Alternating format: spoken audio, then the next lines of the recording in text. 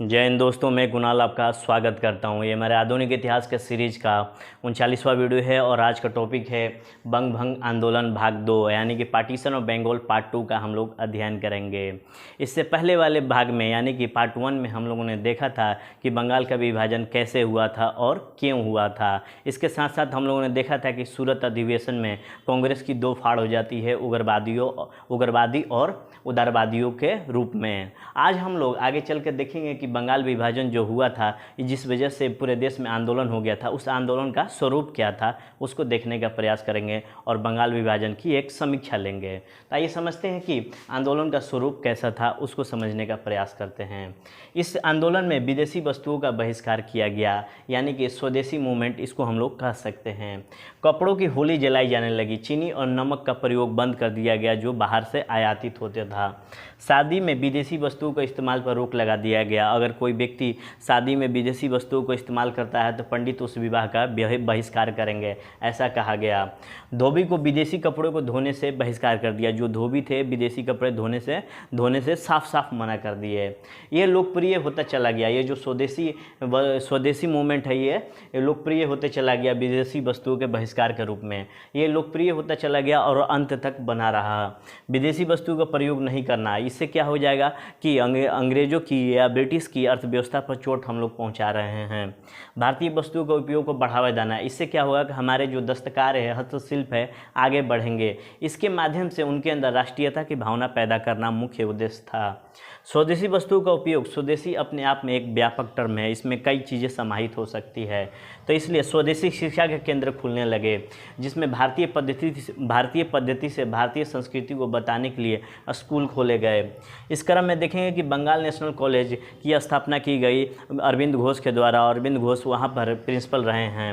रविन्द्रनाथ टैगोर ने शांति निकेतन खोला। उसके बाद देखेंगे कि 1906 में नेशनल काउंसिल ऑफ एजुकेशन की स्थापना हो गई। यहाँ पढ़ने वाले विद्यार्थियों के मन में राष्ट्रीयता की भावना का राष्ट्रीय दृष्टिकोण को विकसित करना मुख्य उद्देश्य था। टेक्निकल एजुकेशन की बात करें तो बंगाल तकनीकी संस्थान की स्थापना की गई और इस संस्थान के माध्यम से कुछ छात्रों को जापान भी भेजा गया, क्योंकि जापान एक औद्योगिकृत राष्ट्र हो गया था। वहाँ के तौर तरीकों को सीखने के लिए उनको जापान भेजा गया।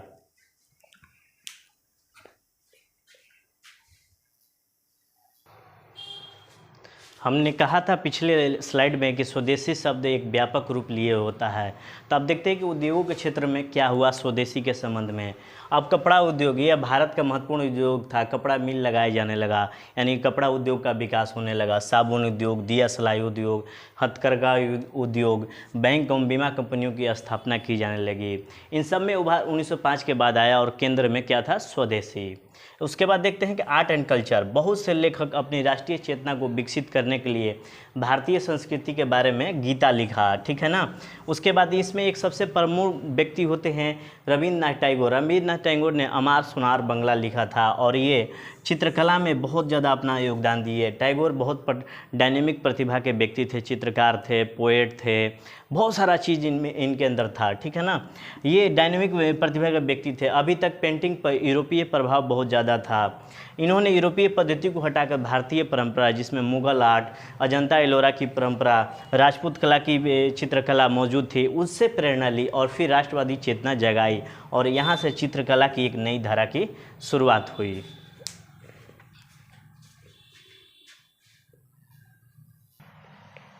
स्वदेशी के व्यापक क्षेत्रों में विज्ञान का क्षेत्र भी आता है और इसमें इस समय जगदीश चंद्र बसु और प्रफुल्ल चंद्र रे विज्ञान के क्षेत्र में अपना योगदान दे रहे थे।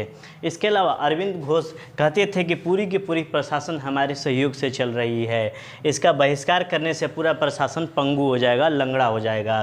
कॉलेज में छात्र जाना बंद करें, न्यायालयों में वकील जाना बंद करें तथा अंग्रेजों द्वारा स्थापित संस्थाओं का बहिष्कार किया जाए। इससे सरकार पंगु हो जाएगी तो सरकार स्वाभाविक तौर पर हमारी मांगों को स्वीकार करेगी और हमें स्वराज देने के लिए बाध्य हो जाएगी। लगी।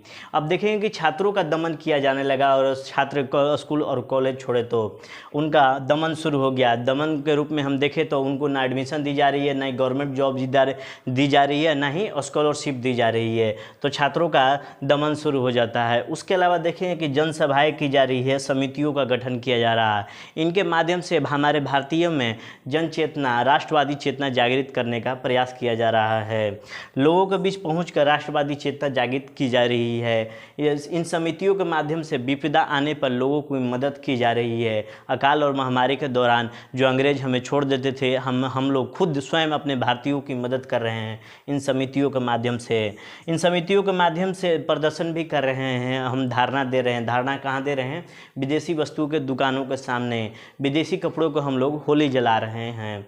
इस तरह हम देखते हैं कि बंगाल का विभाजन का जो आंदोलन हो रहा था, बंगाल विभाजन के फलस्वरूप जो आंदोलन हो रहा था, वो आंदोलन का रूप था धारणा देना, प्रदर्शन करना और बहिष्कार करना।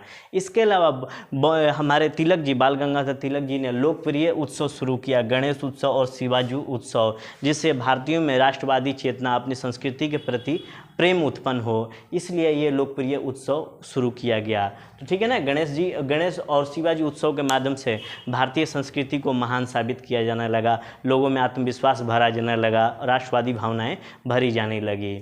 ठीक है, आगे देखते हैं कि ये जो अपना स्वदेशी आंदोलन या बंगाल का विभाजन है कितना सफल रहा।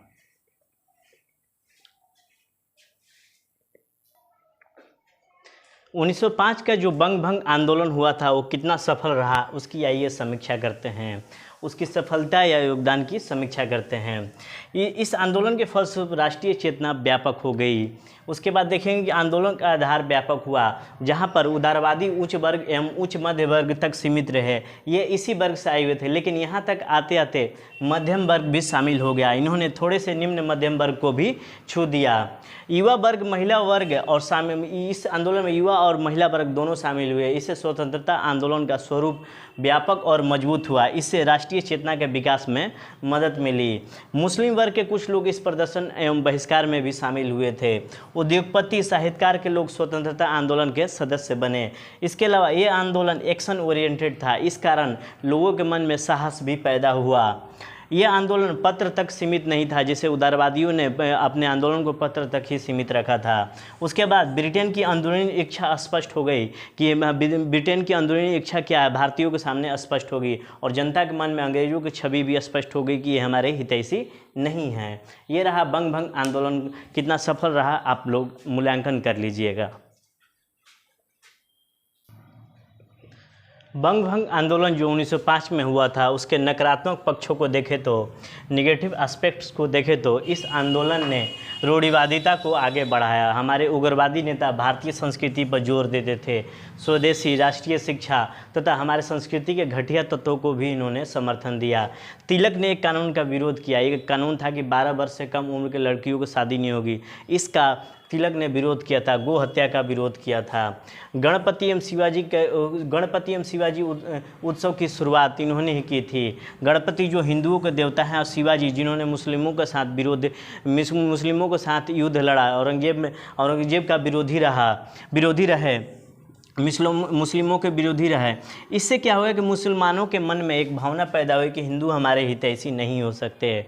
ये हम अल्पसंख्यक हैं, अगर देश आज़ाद होता है तो हिंदुओं का प्रभुत्व होगा।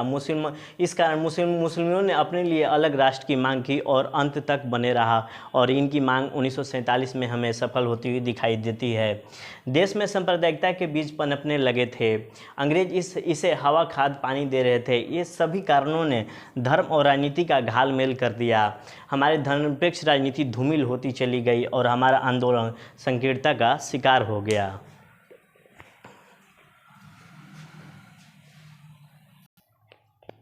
अब आइए देखते हैं जो बंगाल विभाजन था, ये आंदोलन, बंगाल विभाजन के बाद जो आंदोलन हुआ था वो असफल क्यों रहा, उसको समझते हैं। आंदोलन को मुसलमानों का सहयोग नहीं मिला, ये इसके विरोध में खड़े हो गए।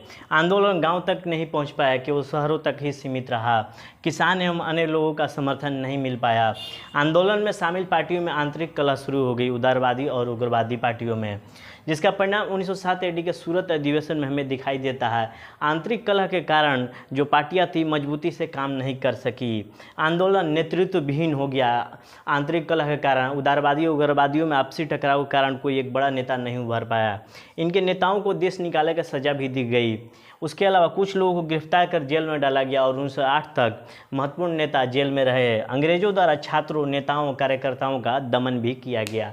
इस कारण से ये आंदोलन असफल रहा। ठीक है ना, आंदोलन असफल क्यों रहा, इसके मुख्य कारण ये रहे हैं। विचारधाराओं के आधार पर कांग्रेस दो भागों में बट गया। विचारधाराओं के आधार पर कांग्रेस दो भागों में बटा। आइए देखते हैं कि कांग्रेस का दो भाग में क्या अंतर है। ठीक है ना, जैसे कि हम देखते हैं कि कांग्रेस के सूरत अधिवेशन में कांग्रेस का विभाजन हो जाता है उदारवादी और उग्रवादियों में। तो आइए देखते हैं कि इन दोनों के विचारों में क्या अंतर था। उदारवादी उदारपंथी के नेता जमींदार और उच्च मध्य वर्ग से आते थे, जबकि उग्रवादी नेता शिक्षित वर्ग या निम्न वर्ग से आते थे। उदारपंथी के सिद्धांत पाश्चात्य वेस्टर्न थे, उदार थे, लिबरल थे। ये स्वतंत्रता और समानता की बात करते थे। वहीं उग्रवादी के विचार भारतीय इतिहास और संस्कृति पर आधारित थे। ये गणेश जी और शिवाजी उत्सव मनाते थे। भारतीय जीवन के मूल्यों पर केंद्रित इनका विचारधारा था। उदारपंथी को ब्रिटेन की न्यायपालिका पर बहुत भरोसा था। इनको ब्रिटेन की न्यायप्रियता पर कोई भरोसा नहीं था उग्रवादियों का। उसके बाद देखते हैं उदारपंथी सोचते थे कि ब्रिटेन वालों के साथ संबंध अच्छे रखो तो इसका लाभ हमें मिलेगा, जबकि उग्रवादी ब्रिटेन वासियों से संबंध अच्छे रखने में भरोसा नहीं रखते थे। वहीं पर देखेंगे कि उदारवादी मध्यम निम्न ग्रामीण वर्ग के लोगों को आंदोलन में शामिल नहीं करते थे। ये मानकर चलते थे कि इनकी चेतना विकसित नहीं हुई है, इनको प्रशिक्षण की ज़रूरत है। वहीं पर उग्रवादी को मध्यम निम्न ग्रामीण वर्ग के लोगों पर भरोसा था, इनको भी जोड़कर ये चलना चाहते थे। उदारपंथी धीरे धीरे संवैधानिक सुधार की रास्ता अपनाना चाहते थे। उग्रवादियों ने असंवैधानिक तरीकों को अपनाया। उसके बाद देखेंगे कि उदारपंथी ब्रिटिश सिस्टम में सुधार की मांग करते थे और भारतीयों की संख्या बढ़ाई जाए ऐसी मांग करते थे, जबकि उग्रवादी स्वराज की मांग करते थे, होम रूल की मांग करते थे। तो ये रहा अपना संपूर्ण बंग भंग आंदोलन और पूरी तरह से समाप्त हो गया बंग भंग आंदोलन। कल से हम लोग क्रांतिकारी आंदोलनों के पहले चरण की शुरुआत करते हैं। तो आज भर इतना ही रखते हैं, कल से हम लोग देखेंगे क्रांतिकारी आंदोलन के पहले फेज को। ठीक है, आज भर के लिए इतना ही। आपके सभी के लिए धन्यवाद, नमस्कार, जय हिंद।